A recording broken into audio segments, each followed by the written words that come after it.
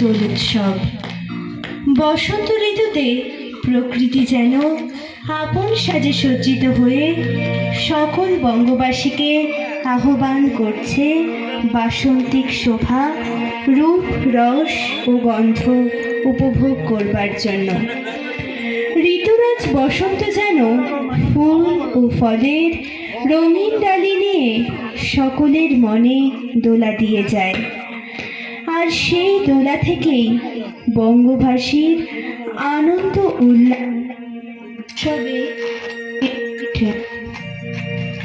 যার থেকে সৃষ্টি হয় দোল উৎসব বা